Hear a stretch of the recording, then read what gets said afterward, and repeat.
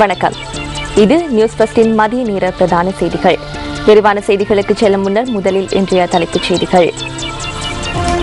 சீரற்ற வானிலை காரணமாக இடம்பெயர்ந்த 4000 பேர் தொடர்ந்தும் தற்காலிக முகாம்களில் இடர் முகாமைத்துவ நிலையம். அரசு சேவையில் கரும்புள்ளிகள் ஏற்படாத வகையில் அரசாங்க உத்தியோகத்துகள் செயற்பட வேண்டும். அமைச்சர் மஹிந்த அமரவீர தெரிவிப்பு. புதிய தேர்தல் முறைமையின் கீழ் தொகுதிகளை நிர்ணயிப்பதற்கு மக்களின் கருத்துக்கள் அவசியம். ஐக்கிய தேசிய கட்சி கருத்து. தொடர்பான உள்நாட்டுச் செய்திகள். குற்றப்பேரணி தொடர்பான நடவடிக்கை சர்வதேச ரீதியில் இலங்கையின் நட்பேருக்கு களங்கத்தை ஏற்படுத்த காரணமாக அமையும் என அமெரிக்கா தெரிவிக்கின்றது. இந்த நடவடிக்கை வெளிநாட்டு முதலீடுகளுக்கு பாதிப்பை ஏற்படுத்தும் எனவும் அமெரிக்க ராஜாங்க திணைக்களத்தின் பேச்சாளர் விக்டோரியா நியூலண்ட் குறிப்பிட்டார்.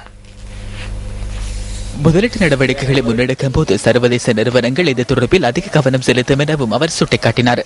அமெரிக்க ராஜாங்க திணைக்களத்தின் நாளாந்த ஊடகவியலாளர் சந்திப்பில் ஊடகவியலாளர் ஒருவர் எழுப்பிய கேள்விக்கு பதிலளிக்கும் போதே நியூலண்ட் இதனை கூறினார். இலங்கையின் ஜனநாயக நிலைமை தொடர்பில் அமெரிக்கா தொடர்ந்தும் கவனம் செலுத்தியுள்ளதாக ராஜாங்க திணைக்களத்தின் பேச்சாளர் விக்டோரியா நியூலண்ட் மேலும் தெரிவித்தார். புதிய தேர்தல் முறையின் கீழ் தொகுதிகளை நிர்ணயிக்கும் போது மக்களின் கருத்துக்களை ஆராய வேண்டும் என ஐக்கிய தேசிய கட்சி தெரிவிக்கின்றது. இன்று நடைபெற்ற ஊடகவியலாளர் சந்திப்பின் போது அந்த கட்சியின் பொதுச் செயலாளர் திசா அத்தநாயக்க இதனை குறிப்பிட்டார். පළාත් අමාත්‍යාංශය විසින් දැන්වීමක් පළ කරලා තිබුණා. தொகுதிகளை நிர்ணயிப்பது தொடர்பில் மாகாண சபைகள் அமைச்சினால் அறிவிப்பு ஒன்று பிரசுரிக்கப்பட்டிருந்தது. அது தொடர்பில் தேசிய மற்றும் மாவட்ட குழுக்களை நியமிப்பதாக அறிவிக்கப்பட்டது. அதன் பின்னர் மாகாண சபைகள் அமைச்சு அல்லது அது தொடர்பில் பொறுப்பான எவருமே இந்த முறை குறித்து விளக்கம் அளிக்கவில்லை. இது மிகவும் பாரதூரமான ஒன்றாகும். அரசியல் கட்சிகளின் செயலாளர்களுடனான கலந்துரையாடலின் போது இது தொடர்பில் தேர்தல்கள் ஆணையாளரின் கருத்தை வினவிய சந்தர்ப்பத்தில் அது தொடர்பில் தனக்கு எதுவும் தெரியாது என கூறினார். தொகுதிகளை நிர்ணயிக்கும் போது மாகாண சபைகள் இது தொடர்பில் மக்களின் கருத்துக்களை கேட்டறிந்து கொள்வது அவசியமாகும். කොට්ටාස නිර්ණය කරනකොට ඒ පළාත් පාලන ආයතන කොට්ටාස නිර්ණය කිරීම පිළිබඳව මහජන අදහස් විමසන එක. தற்போது நிலவும் வடகிழக்கு பருவக்காற்றின் சுழற்சி முறையில் மாற்றம் ஏற்படுவதுடன் எதிர்காலத்தில் வெப்பநிலையிலும் மாற்றம் ஏற்படலாம் என வளிமண்டலவியல் திணைக்களம் எதிர்வு கூறியுள்ளது. வானிலை தொடர்பான மேலதிக தகவல்களுடன் இணைந்து கொள்கின்றார் திணைக்களத்தின் வானிலை அதிகாரி எஸ் வசந்தகுமார். காலை வேளையில் வடக்கு மற்றும் கிழக்கு கரையோர பிரதேசங்களில் ஓரளவு மழை காணப்படலாம். ஏனைய பிரதேசங்களில் சீரானதும் குளிரானதுமான காலநிலையே காணப்படும். நுவரெலியா மாவட்டத்தின் சில பகுதிகளில் அதிகால வேளையில் உறைபனி காணப்படலாம். நாட்டை சுற்றிய கடற்பரப்பை நோக்கினால் நாட்டை சுற்றிய கடற்பரப்பின் கிழக்கு கரைகளுக்கு அப்பாற்பட்ட கடல் பகுதிகளில் சில இடங்களில் மழை காணப்படலாம். கடற்பரப்பில் காற்றானது வடகிழக்கு திசையிலிருந்து வீசுவதுடன் அதன் வேகமானது 30 தொடக்க 40 கிலோமீட்டருக்கு மணித்தியாலம் வரை காணப்படலாம். மன்னார் வளைகுடா மற்றும் தென்கிழக்கு கரைகளுக்கு அப்பாற்பட்ட கடல் பகுதிகளில் காற்றின் வேகமானது அவ்வப்போது 50 தொடக்கம் 60 கிலோமீட்டருக்கு மணித்தியாலம் வரை கூடக்கூடும். மன்னார் வளைகுடா கடல் பகுதி மற்றும் தென்கிழக்கு கரைகளுக்கு அப்பாற்பட்ட கடல் பகுதிகள் அவ்வப்போது கொந்தளிப்பாக காணப்படும். சீரற்ற வானிலை காரணமாக திருகோணமலை சேர்வல் பிரதேசத்தின் சில பகுதிகள் நீரில் மூழ்கியுள்ளன. மகாவலி கங்கை பெருக்கெடுத்துள்ளமையினால் இந்த பகுதி நீரில் மூழ்கியுள்ளதாக எமது பிராந்திய செய்தியாளர் கூறினார். வெள்ளம் காரணமாக பிரதேச மக்கள் உள்ளிட்ட பலர் பாதிப்புக்குள்ளாகியுள்ளனர். நேற்றைய தினம் குறித்த பகுதியூடான வீதியின் போக்குவரத்து முற்றாக பாதிக்கப்பட்டிருந்ததாக எமது பிராந்திய செய்தியாளர் கூறினார். பிரதேச மக்களின் போக்குவரத்து நலன் கருதி கடற்படையினர் நடவடிக்கை எடுத்தனர். இதேவேளை கடந்த காலங்களில் நிலவிய சீரற்ற வானிலை காரணமாக இடம்பெயர்ந்த 4000 பேர் தொடர்ந்தும் தற்காலிக முகாம்களில் தங்கியுள்ளதாக இடர் முகாமைத்துவ நிலையம் தெரிவிக்கின்றது. கடந்த டிசம்பர் மாதம் 17ஆம் தேதி முதல் இதுவரையான காலப்பகுதியில் மழை உள்ளிட்ட அனர்த்தங்களினால் 35,000க்கும் அதிகமான வீடுகள் சேதமடைந்துள்ளதாக நிலையத்தின் உதவி பணிப்பாளர் பிரதீப் கொடிப்பிலை குறிப்பிடுகின்றார்.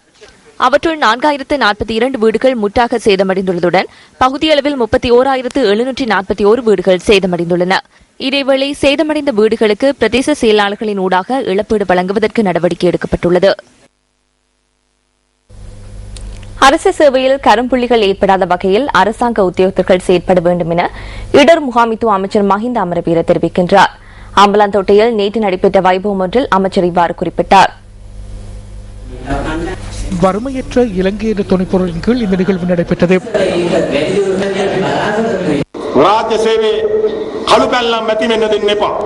அரசு சேவையில் கரும்புள்ளிகள் ஏற்படுவதற்கு இடமளிக்க வேண்டாம்.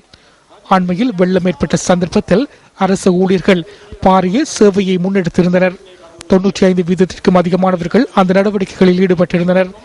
எனினும் அவற்றுள் சில விடயங்கள் தொடர்பில் நாம் கவலையடைந்தோம். அதே போன்று நாட்டு மக்களும் கவலையடைந்தனர். அரசாங்கம் என்ற ரீதியில் அவ்வாறானவற்றிற்கு இடமளிக்க நாம் தயாராக இல்லை.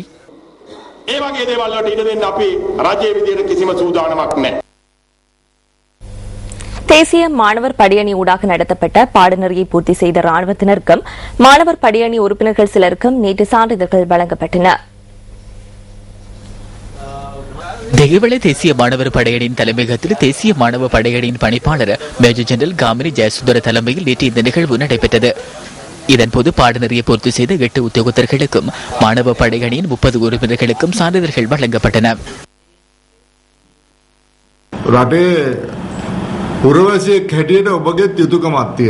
நாட்டு பிரஜைகள் என்ற ரீதியில் உங்களுக்கும் பொறுப்புள்ளது. நாடு குறித்து சிந்தித்து நாட்டின் அபிவிருத்தி நடவடிக்கைகளுக்கு ஒத்துழைப்பு வழங்கக்கூடியவர்களாகவும் நேர்மையான மனசாட்சியுடன் செயற்படக்கூடியவர்களாகவும் உருவாக்க வேண்டும். அத்துடன் நேர்மையான ஒழுக்கத்துடன் கூடிய ராணுவ வீரர்களாக செயற்படுமாறு முப்படையினரிடம் நான் கேட்டுக் கொள்கின்றேன். நாட்டின் எதிர்காலத்தை கருத்தில் கொண்டு செயற்பட வேண்டும்.